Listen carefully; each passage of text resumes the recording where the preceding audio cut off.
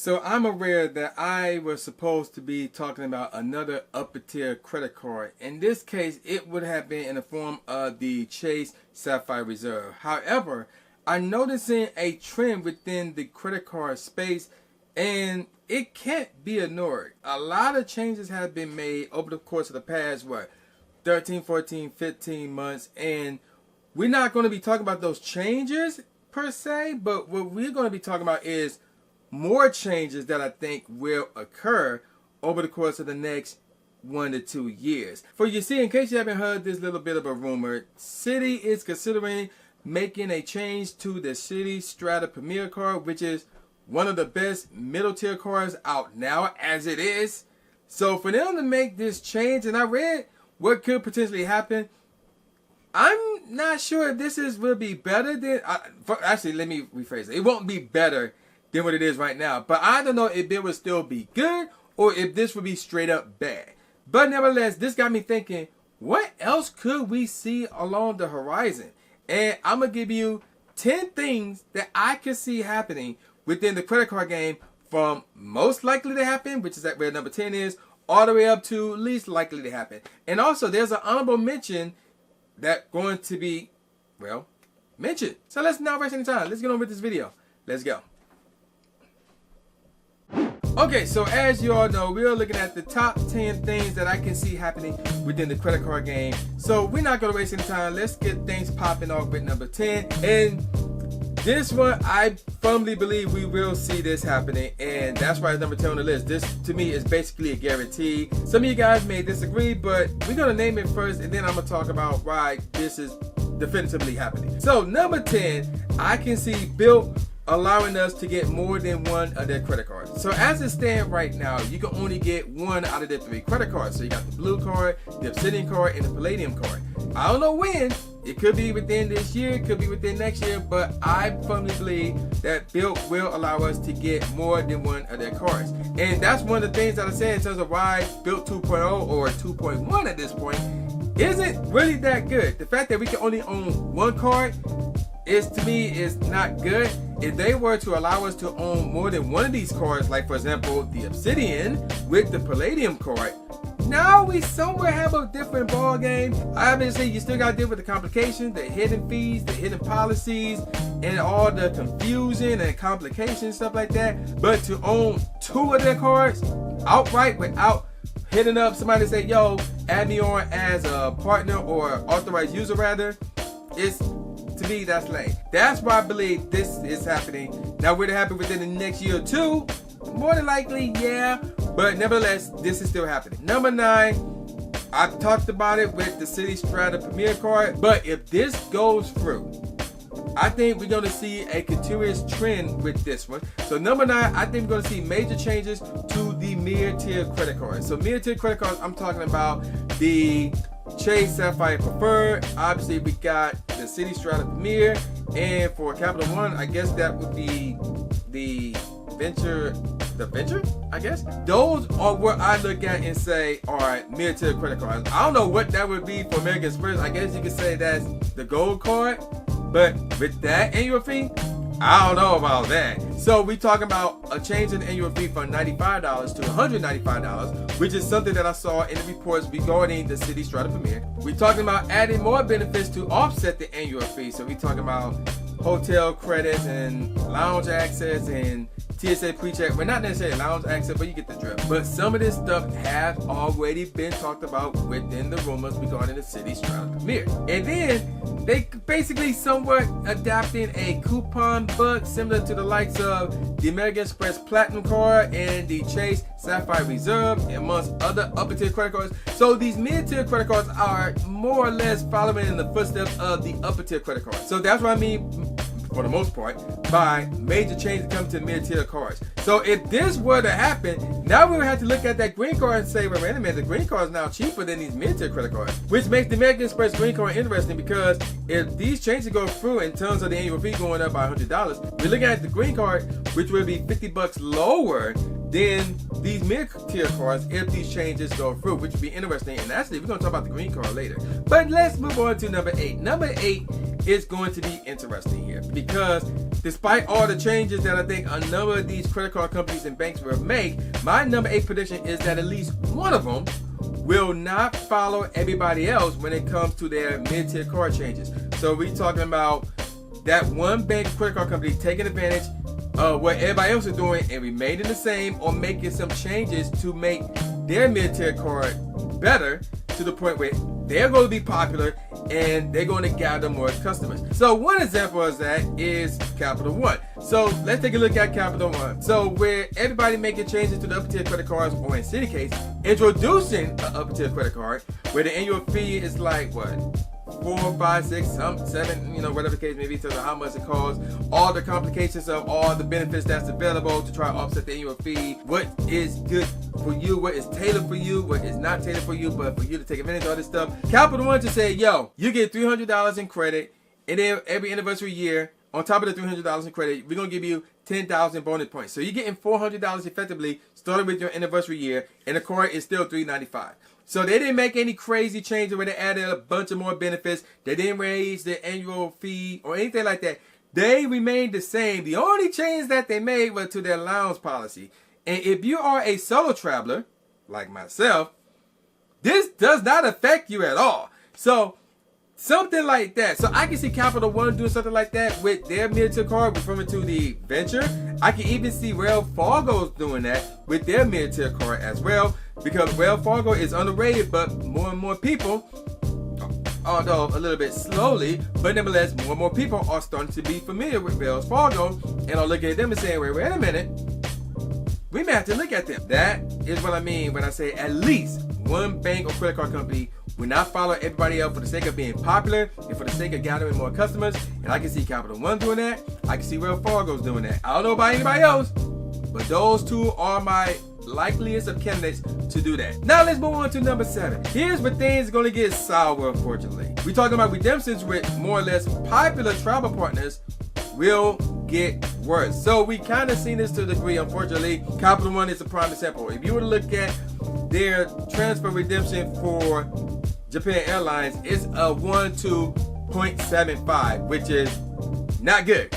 It's bad. Whereas Bill, their transfer rate with Japan Airlines is just a straight up 1-to-1, which is normally the standard, which is normally good. So that's what I mean by that. I think travel partners that are really popular, that people tend to use their credit card points towards in terms of transferring their points over, I think their redemption is going to get worse. And another step is Hyatt. Hyatt just recently changed their redemptions in terms of how you redeem Hyatt points. So this was a huge shot towards Bilt and Chase. Obviously Chase is worse because Chase has been the laughing stock, but Hyatt changing their redemptions has been bad, and I think this is just the beginning. I think we're going to see more of this from the likes of ANA, from Japan Airlines, from what's the other one, Marriott. I can see that happening with a number of popular travel partners to the point where either we're going to have to bite the bullet and accept it, or we're going to have to look for better travel partners elsewhere, because I think that's going to happen, unfortunately. Now let's move on to number 6. I think this is going to be,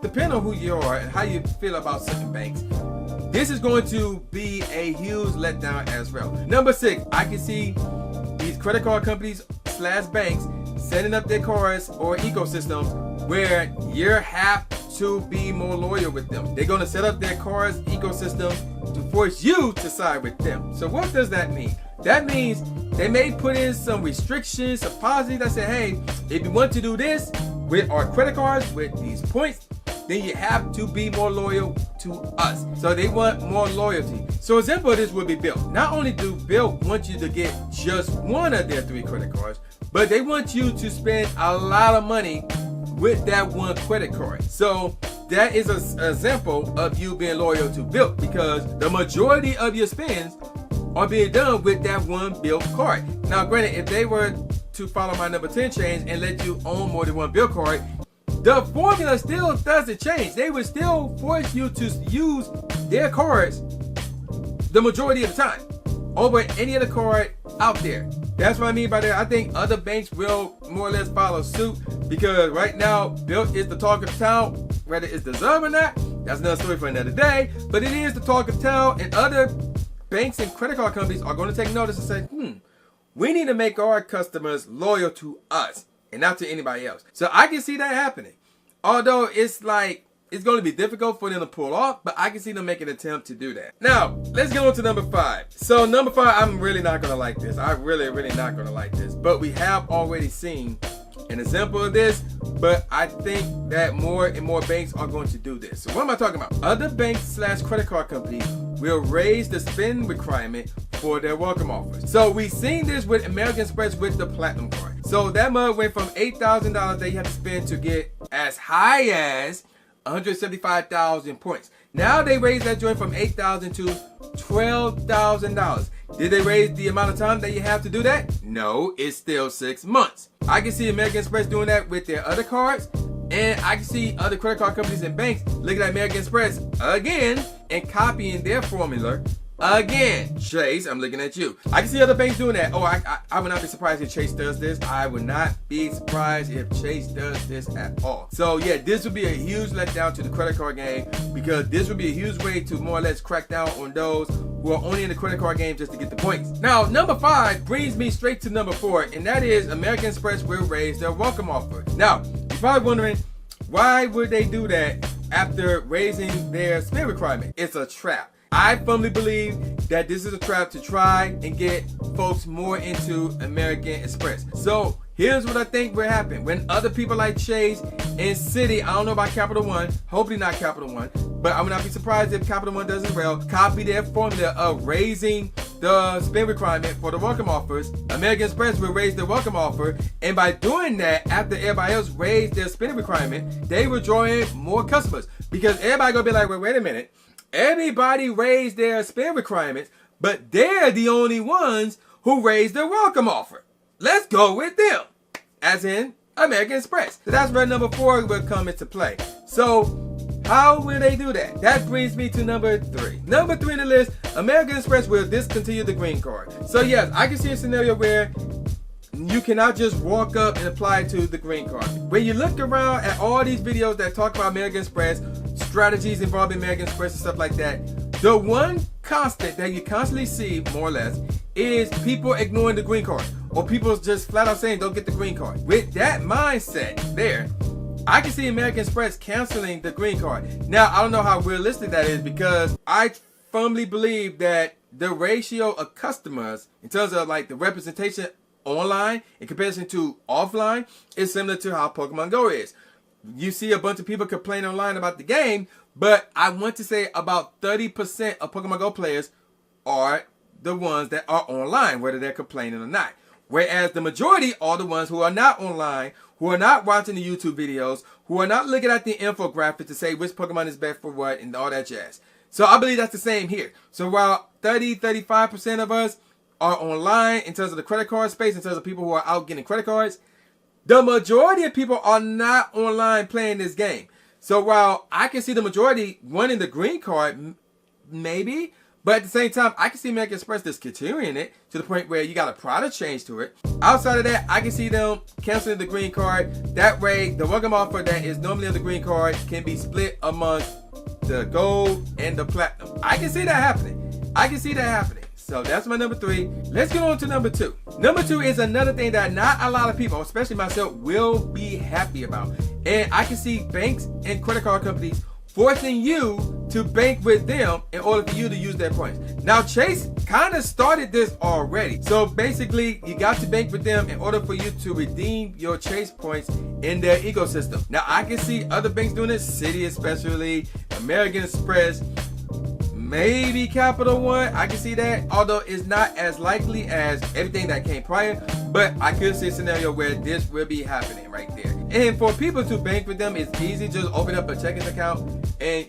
put like $50 in there, assuming that you're not being forced to have money in the account. Otherwise, you got to pay some sort of fee. But outside that, I can see anybody just getting a simple checking account and then just call it a day. Which is why this is so high on the list in terms of least likely to happen. But before we get to number 1, let's go on with the honorable mention. So the honorable mention will be Wells Fargo will release a upper tier credit card. Now, I'm gonna be perfectly honest.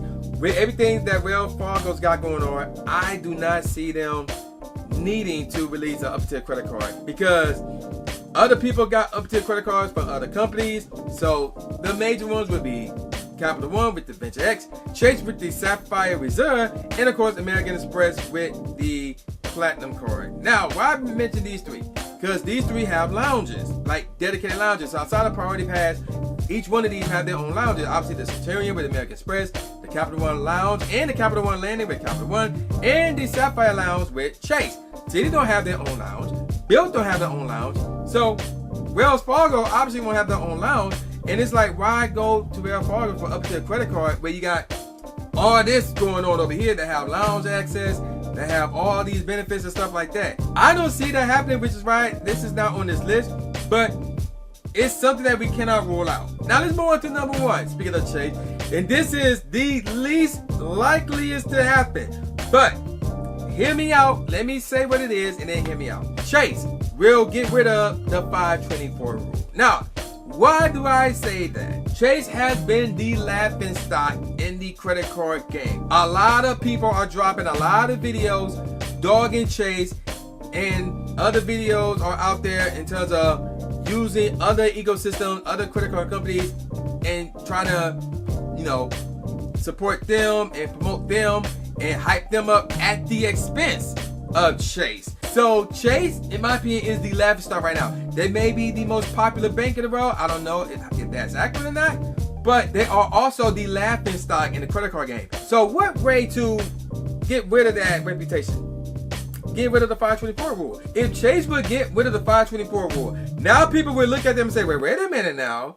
Now I can apply for this one card that I have to wait 12 to 24 months to apply for. That would easily erase the reputation that Chase have of being a laughing stock right now if they were to remove the 524 rule, which is, by the way, not an official rule, but anybody who knows, it exists. It still exists. So those are my top 10 changes that I think will happen within the next year or 2 years. So let me know what you think will happen in the comment section below. Anything you agree with, anything you disagree with, let me know in the comment section below. This is True Inferno, and I'm going to see you guys in the next one.